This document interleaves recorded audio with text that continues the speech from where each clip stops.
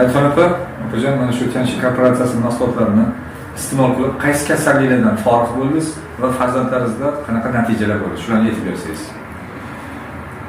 Men mana shu Tianshi korporatsiyasini mahsulotlarini iste'mol qildim. O'zimda o'timda, ya'ni xolestit deb diagnoz qo'yilgan edi. Ana shu kasalligimdan butunlay forig' bo'ldim. Shu zarda bo'lib, boshim og'ridi, mana shu muammolarim yo'q bo'ldi. Keyin men xo'jayinimda qon bosim juda ham baland edi, hattoki 2 marta mikroinsult ham olib qo'ygan edilar. Mana shu mahsulotlarni ichib, ana shu qon bosimlari me'yorga, ya'ni 130 ga 80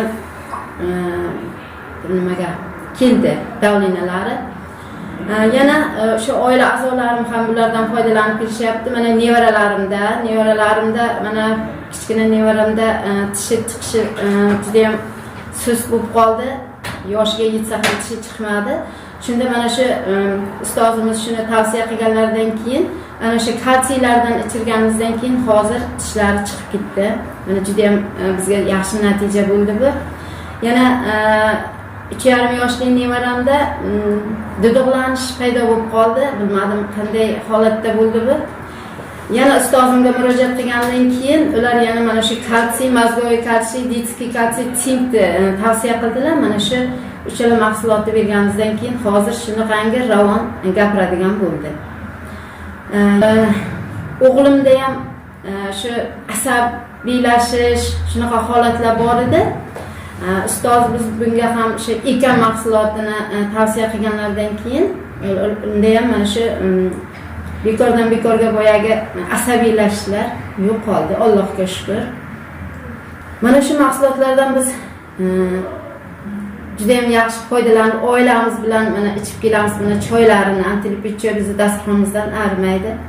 Keyin xo'jayinimlarda yana o'sha yuraklarida stress bo'lib, yuraklarida muammo paydo bo'ldi.